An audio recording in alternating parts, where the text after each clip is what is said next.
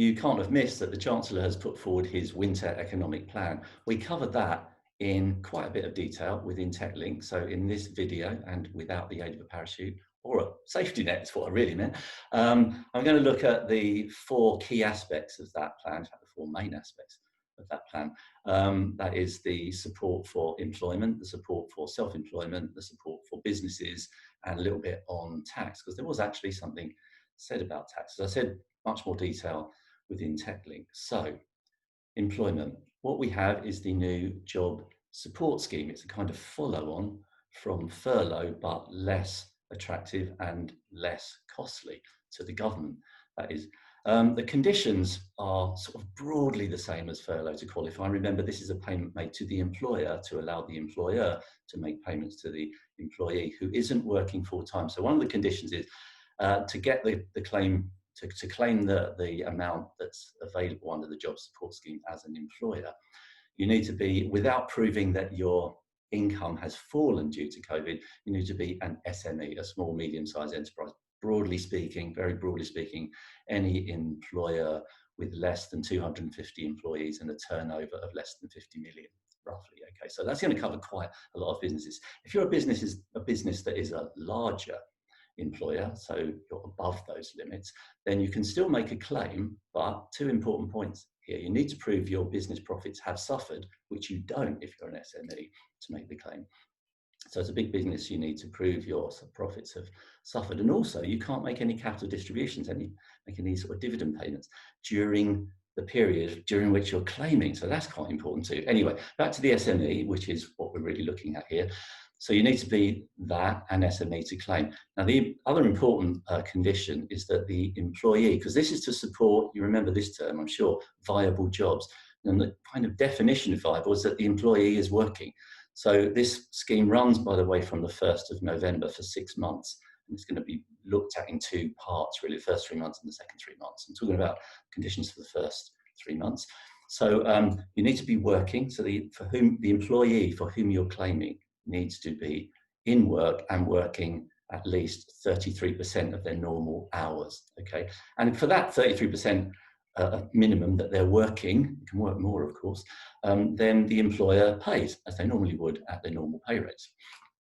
For the other remaining 67%, then a third of that 67%, the money for that 67% of time, that's the maximum, as it were, that you can have. That's that time that you're not working. You need to work at least 33% of your time.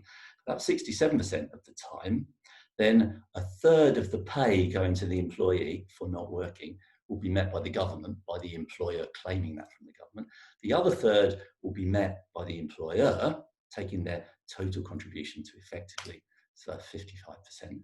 And the other third is kind of the unpaid bit. So the employee will get at least, provided they're working 33% of the time, they'll get at least 77% of their normal wages. Let's take a little example. Say your normal hours were 99 hours, okay? So a third of that, you need to work at least 33 hours and you'll get paid for that, okay? So that leaves, out of the 99 less 33, you've got 66. So a third of 66 is 22. So for 22 hours worth of your pay will be met by the government, by the employer claiming it from them under the job support scheme. 22 hours worth of pay will be paid directly by the employer. So the employer's paid 33 for the work you actually do, 22, that's 55%, and the government has covered 22%, bringing it up to 77%. So employees could expect to get at least 77% of their pay. The government contribution that they will make will be capped at just under £700 per week. Okay, so that's how that works. Let me just check on that. Is it per week or per month? Sorry, £700 per month.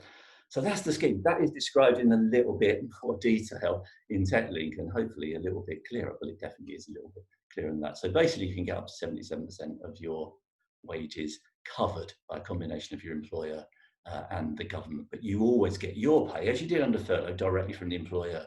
The amount the employer gets from the government is taxable, but then they have a sort of a set-off because they receive the money from the government as the job support scheme payment, and they pay it out to you, and that's deductible because it's employment pay. You receive all of your money, both from the employer and the government sourced money, as employment pay, and it's all subject to tax. Okay. Now, in addition to this, you can also, the employer can also claim the job retention bonus. So that is if you have been employed all the way through until the end of October, and then are employed from November, so you might have been employed through to the end of October, but you were on furlough doing no work or part-time work, then provided you are employed from the 1st of November through to the end of January, then that job retention bonus of £1,000 can be claimed by the employer, which again is taxable, by the way. Under the job support scheme, there's no claim the employer can make, unfortunately, for pension and NIC contributions. So that's the job support scheme, roughly explained by me, much better explained within Techlink. Let's have a look at the self-employed income support scheme. This is very like the previous self-employed income support scheme. It runs from the 1st of November for 6 months, cut into 2 parts, the first 3 months and the second 3 months. An amount up to 20% of profit can be paid, capped at 1,875 for the first payment. That's first 3-month payment. It will be claimed as before in arrear, so you won't be able to claim that until after January. And the conditions and process for claiming will be announced in the coming weeks or months, we expect. The payment is taxable. It will be paid under the same kind of conditions to the same self-employed people, self-employed businesses. So basically, you need to satisfy that your profits should be less than £50,000. Two sort of ways of getting to that, getting underneath that limit. Your profits should represent at least 50% of your overall income. So basically the same kind of conditions for the self-employed income support scheme applies here. First tranche capped at 1,875, 20% of profits. Second tranche, government's going to see how the first tranche goes and then make a decision about what the levels will be. There will be a second tranche, but what the levels should be. And they are actually going to do that with that job retention scheme, job support scheme too. So that was the basis I just described for the job support scheme, is for the first 3 months, and they're going to have a look and see whether any adjustments need to be made for the second 3 months. So that's the self-employed. How about, I mentioned loans and access to finance, help for business. So help for business, you'll know about the bounce back loan scheme and CBILS, the coronavirus business interruption loan scheme. They are going to be maintained. You can still apply for those for another month. And there's a new sort of aspect being applied to them, which is the pay as you grow aspect, which is basically saying, look, if you need to, you can stretch out the term of those loans. If you've got a loan, one of those loans with a repayment term of up to 6 years, which it could have been, you can stretch the repayment term out to 10 years. And under the bounce back loan, you could even apply, there's a limit on the amount of times you can apply for, to go on an interest only basis or to freeze payments for a period of up to 6 months, I think.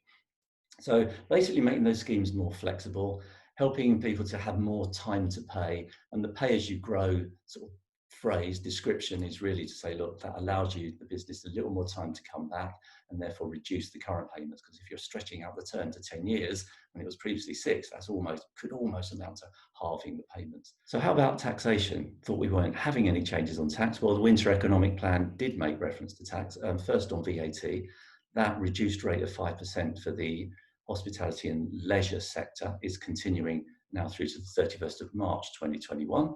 And anyone who elected to defer their VAT payments, just ordinary businesses deferring their VAT payments into next year, can now actually, when that payment is due in March next year, can decide if they want to make that payment in 11 instalments as opposed to all at once. And it's the same for the self-assessment deferments that may have been made. The July payment that was due could have been deferred until January. You can elect to make that payment effectively under the time to pay arrangements for a 12 months, so you can pay that in instalments over 12 months. So useful deferment opportunities there. So not any change to tax rates, because that's what we're not getting. We'll be or type of tax or new taxes being introduced, that will be in the next budget. But those changes to tax are nevertheless quite important. So a lot of information there. I've tried to get through it and make it as clear as possible, and probably hopelessly failed, but all the detail can be found, of course, in Techlink.